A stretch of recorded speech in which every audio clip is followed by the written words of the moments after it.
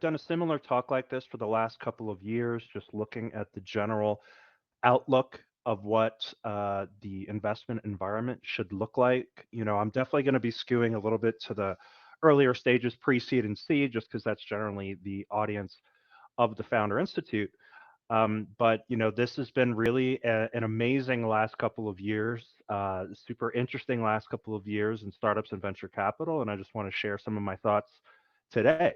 So, very simple agenda. I'm going to talk about where we are, where we're going, so some just predictions for 2025 and beyond, and then how we are instructing entrepreneurs to prepare for some of these changes.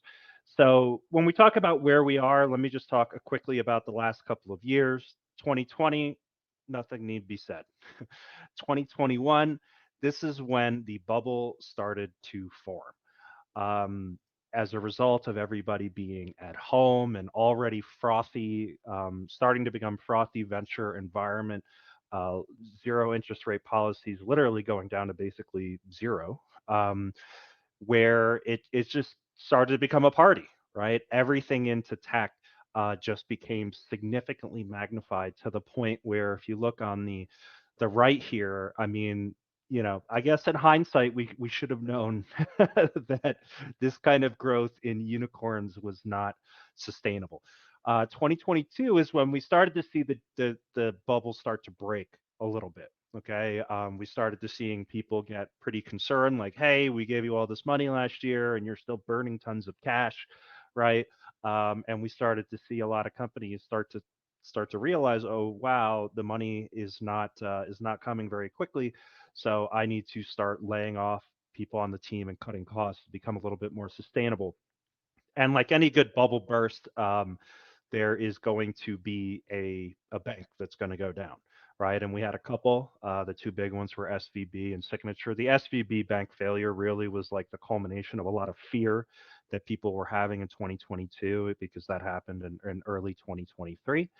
And when that stuff happens, right, the environment for um, founders during the bubble is great, right? There's a fear of missing out from investors. This is a really interesting index that PitchBook puts out there, where it's basically using a lot of different methods, and it's figuring out what's is like how friendly is the environment either to investors or startups based on the terms that they're seeing across a lot of the deals, right? So you could see here in 2022 there was so much FOMO. It was super easy to raise funding. You didn't need to have revenue or traction or any of this kind of stuff. And then in 2023, when things really started to break, now all of the sudden, all of the power goes to the investor. And this is a chart that I've shared the last couple of years when I've been doing this talk, where basically as FOMO starts to recede, the need for actual strong business fundamentals increases, right? Things like unit economics, things like metrics, and stuff like that. And that's what we saw correct in 2023. So 2024, I really see as sort of this calm after the storm. All right. We have stabilized for sure, and we're even seeing a little bit of growth this year. And I think there are a couple things that are keeping us from growth next year, but I'll get to those shortly. So, some of the things that we're seeing this year, right? You could see from this chart, this is from Carta, that we have surpassed the total amount of funding last year, and we still have a month left to go, right? So that is going to look even better than it does now. And the important thing really to look at too, and this is something that I've been preaching for the last couple of years, as a lot of people were sort of freaking out about the venture environment, right? It's the problem was that people were saying, oh, there would be all these headlines like venture funding has dropped 80% or whatever, right? And people thought the world was coming down. In reality, it was falling off of 2021, which was a massive, massive outlier, right? Leave out 2021 here and even 2022, which was sort of a sobering period of 2021. And you can see that 2024 is essentially going to be back. And this is what I've been saying for a couple of years, is back to about 2019, right? 2019 to 2020, which was showing a nice sustainable growth of the startup ecosystem. 2019 was the second largest amount of funding of that entire decade across the startup ecosystem, right? So we are getting back to that kind of new normal of growth, right? 2023 is going to be also sort of be an outlier here, but you could expect 2024 to end up somewhere around here, right? Which is going to be a continuation of 2019 to 2020. This is that last chart was US. This is a chart of Europe, right? So again, this is only data as of September, at the end of September. So fundraising season, like fall, is the biggest fundraising season. So you could expect this 2024 number again to show a nice growth, right? Imagine 2021 and 2022 bars weren't here, you'd literally be seeing a nice little hockey stick, right? A sustainable hockey stick, not this isn't even a hockey stick. I don't even know what you would call what we were seeing back then. Some of the other things that we're seeing now is that it's in for 2 years we've seen the lowest number of layoffs, right? As the founders that were raising insane amounts of money for with not good business fundamentals during the bubble, as they needed to cut and as even big businesses needed to cut to become more sustainable, that stuff has started to level out, and we're seeing unicorns again too, right? Which is always nice. So again, this is only showing up to Q3. Once we see some of those Q4 numbers, once again, it's going to be, looking at 2021 to 2022, it's going to sort of be on a nice sustainable growth path, right? And that's good for the industry. It's good for everybody. What we've seen as well is just a normalization, a stabilization, and a little bit of growth across the valuations of companies as well. Now, the fund rounds have generally decreased in size. Okay, so this is on pre-money valuation. So it's really showing like what people think the value of the company is before they put the money in, right? If you looked at the same chart for post-money valuations, it's going to look a lot worse because the amount of funding has gone down. But the pre-valuations you could see here, um, we sort of have this Series A crunch, right? And this is something we saw this about 2011, 2010 as well. Whenever there's sort of a hangover, that wasn't really like a bubble that burst, but it certainly was a time of excess.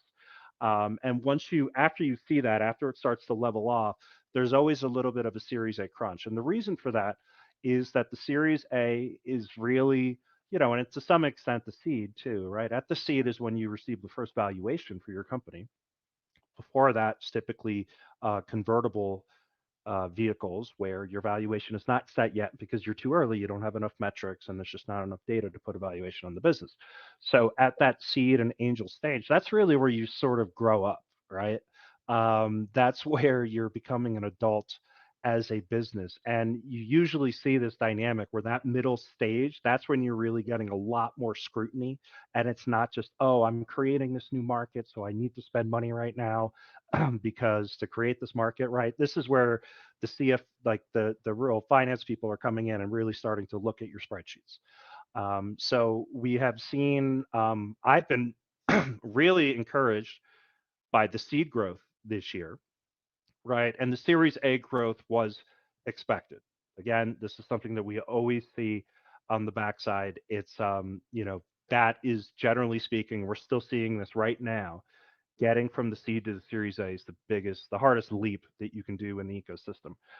This chart is something that I find that is super interesting. Okay, so this chart really goes through what you can literally see, like how the ecosystem is about to start meeting in the middle, right, to alleviate that seed to Series A crunch that I talked about. There are a very large number of rounds. It's just the dollar amounts are lower because there's so much more competition and so many more startups that are trying to raise money. There's just sort of a backlog of companies that are trying to raise money here in the early stages. Meanwhile, we're starting to see some alleviation on the later stages, which was sort of the biggest issue last year, right? And those things, again, it usually comes uh, like kind of bottom up and top down, right? So it's going to meet in the middle, and that's why we still have this really large backlog of companies trying to get to that Series A and to make that leap there. And then finally, bringing it back to this investor friendliness scale that I mentioned before, we're starting to normalize and starting to get back to normal, right? I definitely expect this to come very close to the 50% this year. I don't think it'll cross it necessarily, but it should be very, very close in 2025. And the other thing that I'd like to say too is that yesterday it was one of the biggest funding rounds of all time. This just came out, which was Databricks. It was a $10 billion funding round. So, in summary, the seas have calmed. Okay. We had a party, there was excess, there was a hangover, and now we're sort of in that in between period where the seas have calmed. There's a lot more pre-seed rounds because there's more investors in that space, and there's also just a lot more companies vying for it. But the amount of those rounds have gone down. Series A, and we call this, I remember 2010, 11, 12, it was called the Series A crunch. Now it's like a chasm because it's much more extreme than it was back then. So if you're seeing a company able to raise Series A funding right now, it's a pretty strong indicator that it's a very strong business because that Series A um, kind of milestone to get there is a lot higher than it was a couple of years ago. The power is still on the investor side, still normalizing. And, on the bright side, we have a new foundational technology, AI, which typically would lead to a massive super cycle, as we call it in the investment world, um, because it is a foundational tech, right? If you look at the last couple of foundational technologies that created super cycles, you had the internet, right? That was about 2020 super cycle. You had, and basically cloud computing, which just led to a massive amount of new businesses and just lowered the cost of starting a business. To some extent, you had crypto as well. And now we're looking at AI as essentially this new foundational platform, right? And honestly, a lot of those numbers that I was showing you guys before would have been significantly worse without AI. So the startup gods sort of sprinkled AI, onto the ecosystem these last couple of years and helped us from really not seeing a huge dip that we might have seen without it. There's really just one thing that's missing from the ecosystem, and that's cash money. Okay, and by cash money, this is what I mean. This isn't. Forgive me, it's not one of the best slides that I've created, but a lot of people just kind of think, okay, well, LPs, right, limited partners, they invest money into a venture capital fund, right? VCs are raising money from other people. And then VCs take that money and they invest it to startups, right? Super simple. A VC goes out, they put out a thesis. They almost kind of have their own little startup, right? Or big startup, I should say. They have a thesis. They go raise the people that are managing billions, tens of billions of dollars. And then they take that money and invest it in startups. But what a lot of other people don't understand is that, look, it's the money. If a VC says, "Oh, I'm managing $100 million venture fund," that doesn't mean that they have $100 million in their pocket ready to invest, right? VCs make capital calls to their LPs, and it comes in stages. It's staggered. It's staggered across the age of the fund. So, generally speaking, they'll make a capital call right at the beginning, right, for a percentage of the fund, and then they can start making initial investments, right? And then over time, they will then start making additional capital calls, right? So they could start investing in more businesses, do follow-on investments on the initial investments that they made that are doing well, right? Doubling down basically. But all in the meantime, typically VCs will start to distribute some returns back to those investors after a couple of years, right? Not returning everything, but just returning money. It's just sort of a trust thing, right? And these returns are known as DPI, distributions to paid in capital. So when typically speaking, this is how long, or would be the sequence of a VC actually being able to get the full 100 million of a quote unquote 100 million fund that they raise, right? Now, it doesn't mean they're not misrepresenting themselves. The LPs have committed that capital, right? They've said it's in writing, right? As we all know, in writing is only in writing, right? Cash in the bank is different.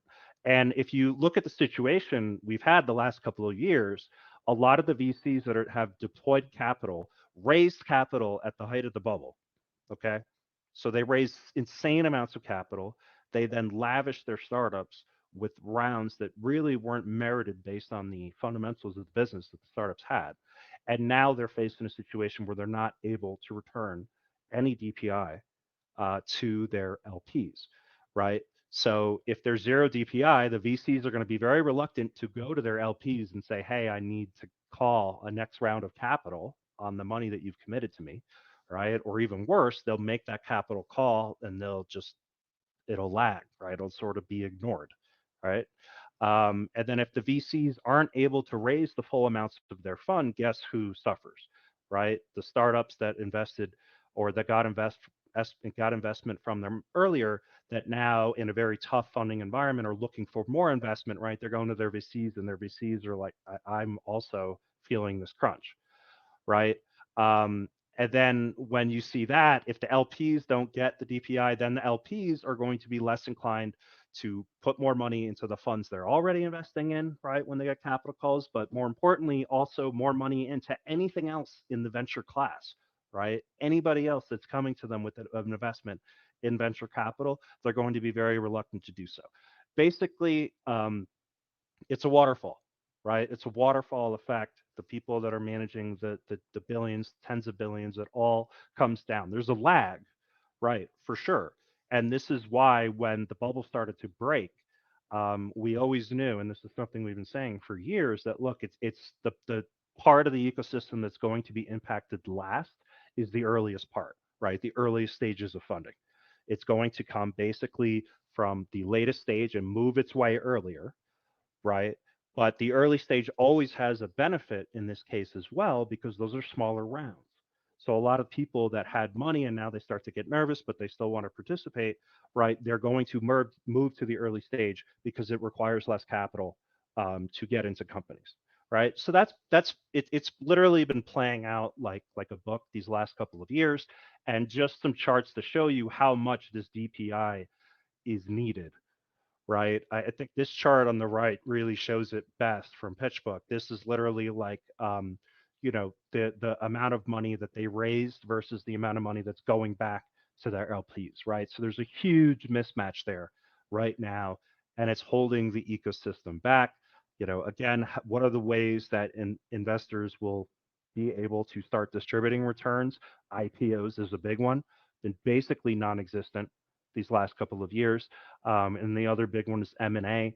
And we've had, not just a great M&A environment just because of the general status of the economy, but also, especially here in the U.S., the Federal Trade Commission has been pretty aggressive and, shutting down deals. I mean, this $20 billion deal would have alleviated a lot of pressure on the ecosystem, but it was blocked. So what we've seen is that it's created a massive secondaries market, right? So this is sort of a third way that that investors can cash out and actually get money for the shares that they have, which are worth a lot on paper, but again, paper doesn't pay the bills, right? Actual money does. So the secondaries market has been huge. And honestly, this has been great for founders as well because it's allowed a lot of founders to cash out on their shares because it's one of the biggest issues in the startup ecosystem, honestly, is that when investors are sort of against the founders actually cashing out shares because they say it's like you're not as invested or whatever. But this is like many years in where they've already been taking zero to very small salary, right? So a very strong secondaries market is very good for the ecosystem. Okay, 2025. So all of those indicators, 2025 is going to be a very strong growth year. The question is just how much.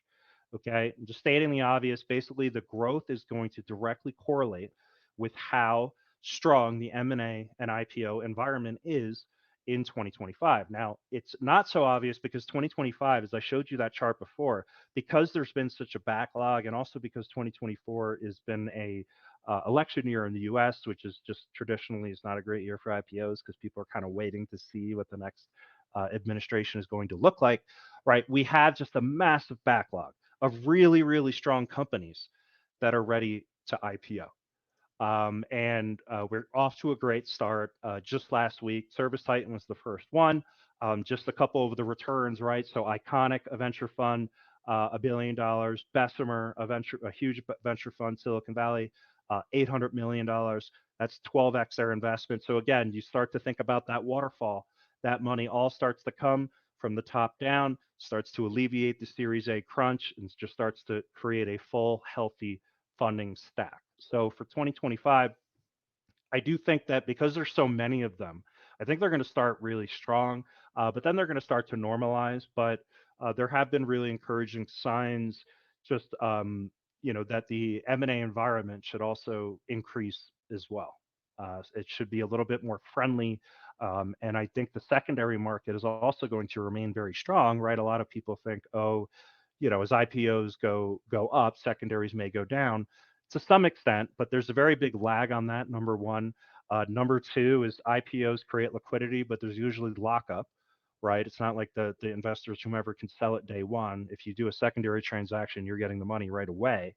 So it's still there's still going to be a ton of opportunity for secondary. AI will continue growth, but it's going to move downstream. We've been doing, or a lot more of the deals are on the actual model side of AI. Now it's going to be who is actually taking those models to solve problems for customers in a really profitable way, right? That's what we're going to start to see. I think the layoffs are going to continue.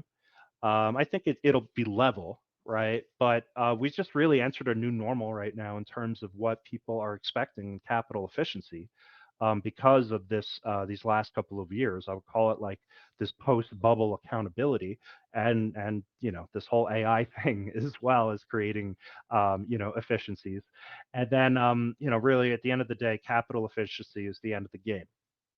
So I'll just be a couple more minutes here, and I'm going to talk about just 4 strategies based on everything that I just said to fundraise in 2025. And the first one is to do more with less. Okay. So I just started talking about this a second ago.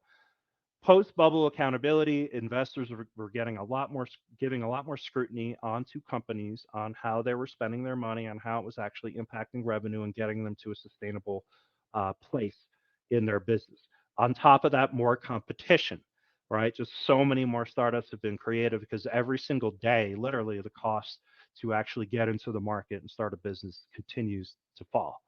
That is equaled smaller rounds, right? Which means that anyone who's going out to invest is generally going to be talking to more investors. They're going to, having to do more rounds of fundraising. All of this plus AI creates this new expectation of efficiency in your business. And honestly, I say here bootstrapping is 99.5% mandatory. It's probably more like 99.8% mandatory. The only remaining portion of that 100% would be, like multi-time founders, founders that literally people will invest in them just because it's their name and they have a track record. So it's just like, yeah, do whatever you want. Here's a check, right? Especially for first-time founders, there's no excuse. You're going to have to bootstrap. Okay, AI is making it so that you can put out tools. I don't know if anybody's used Replit.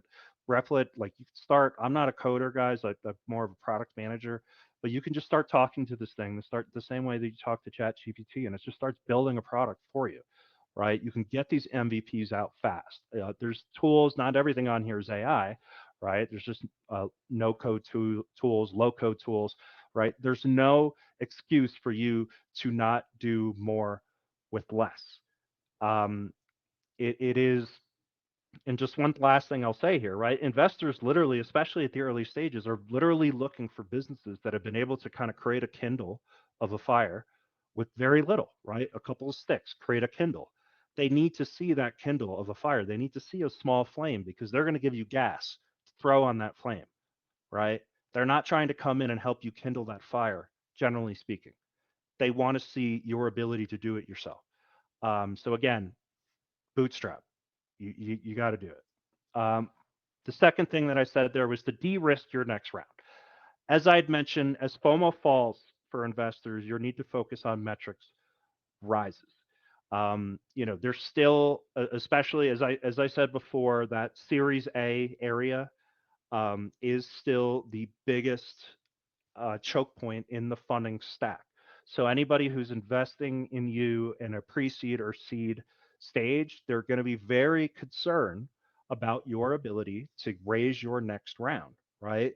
They're just giving you the money right now so that you can get to the next round and continue growing. And ideally, you get to the next round at a markup, right? So when you look at the funding benchmarks, please check these out. We just literally just updated these yesterday, or sorry, on Monday, with the latest details that we're seeing out there in the market. You can go to fi.co/benchmarks. This is, we see dozens of deals. We see so many deals at Founder Institute all around the world. So we just try to publish just kind of a general analysis and just generally like what we're seeing that you need to raise a pre-seed round, what you need at seed, what you need at Series A, et cetera.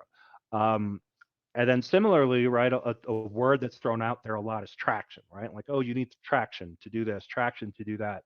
And traction has a lot of different meaning depending on the round that you're at and also the industry that you're in, right? If you're building deep tech, some medical device or something, obviously we can't expect you to be generating revenue without a product, right? So there's different milestones versus something that is just very digital that you can get out there. So please do look at these benchmarks. We update them about twice per year.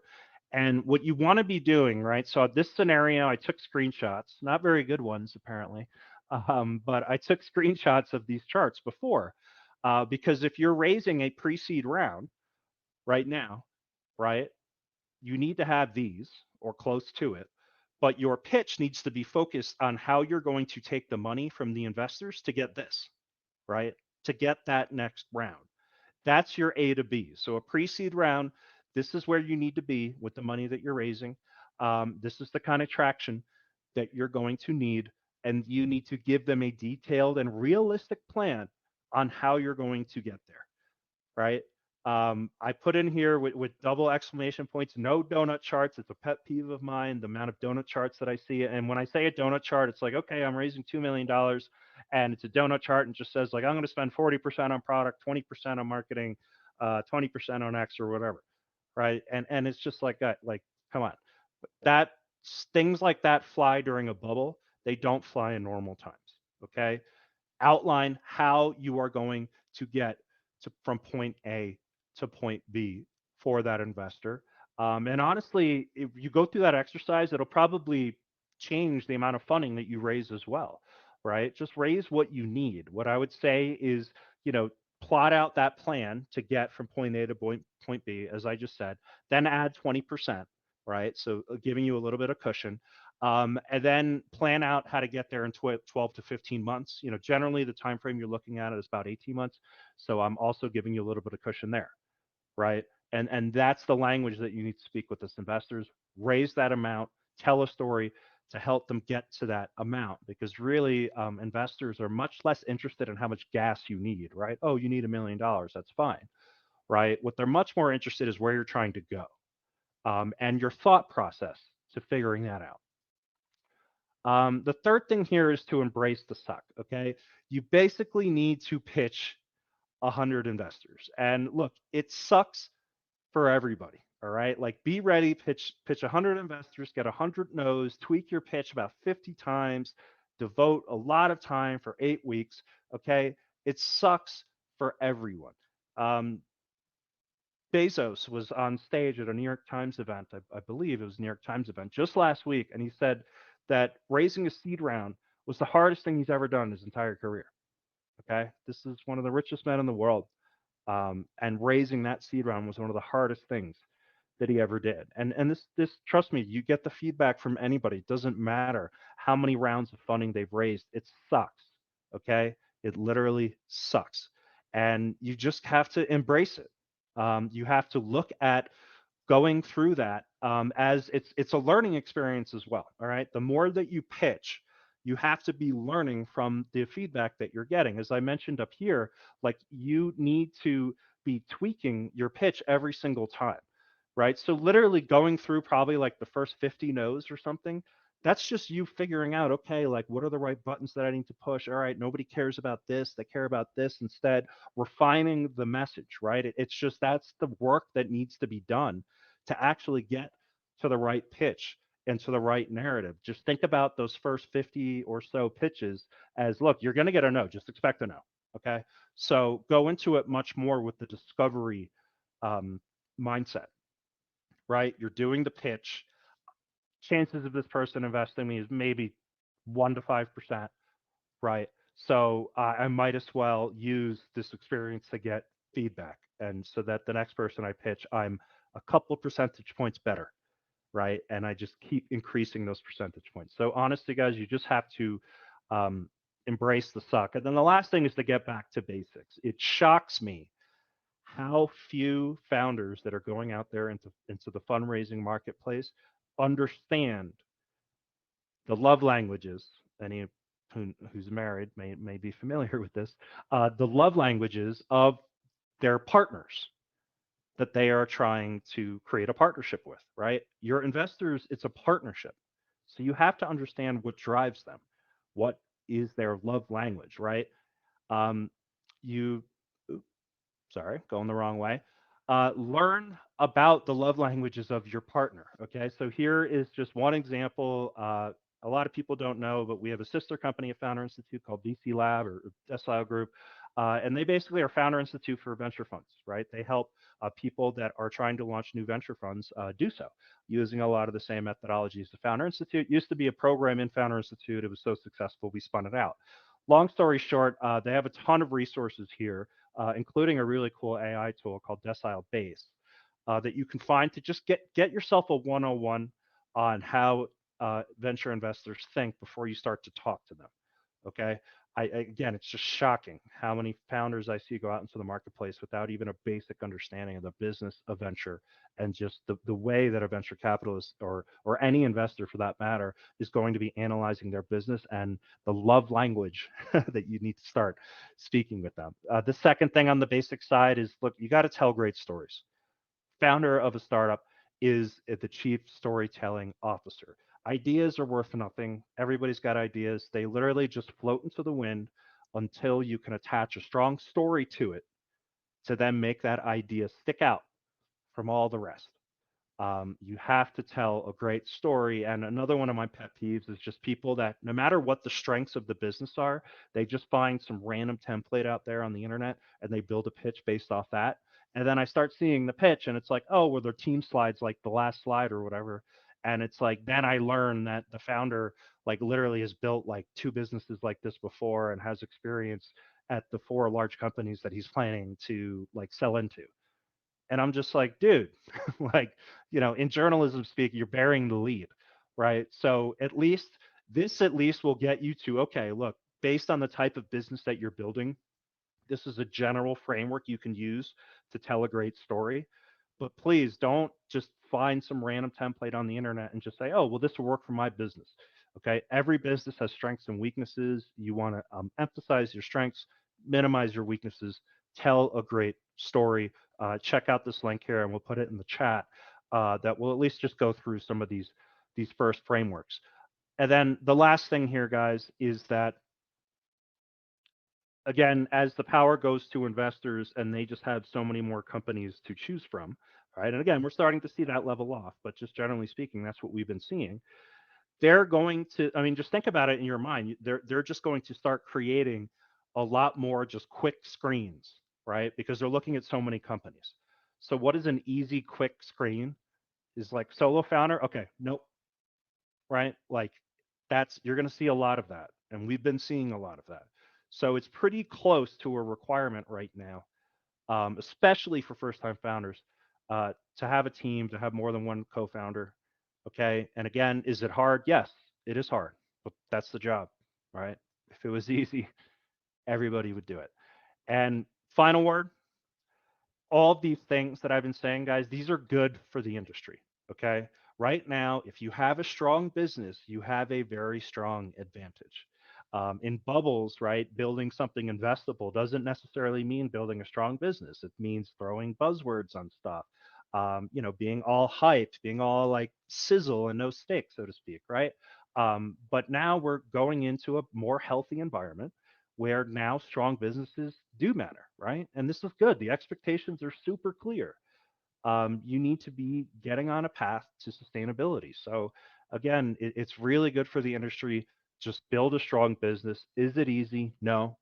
Um, That's why it's hard, like it's hard, and that's why it's worth doing, right? So focus on the fundamentals, and we will be sharing this deck out with everybody as well, along with this video. And it took a little bit more time here than I wanted today, but thank you all for joining. Hope you have a great holiday season for 2025. I think it's going to be a fascinating year. We have this AI super cycle. We have a massive amount of companies waiting to IPO. There's going to be a lot of M&A. Again, I would expect it's going to be a year of growth. The question is just how much. Fingers crossed. It's on the higher side. It's good for everybody. But yeah, thanks for allowing me the time to share my thoughts today, and hopefully it was helpful.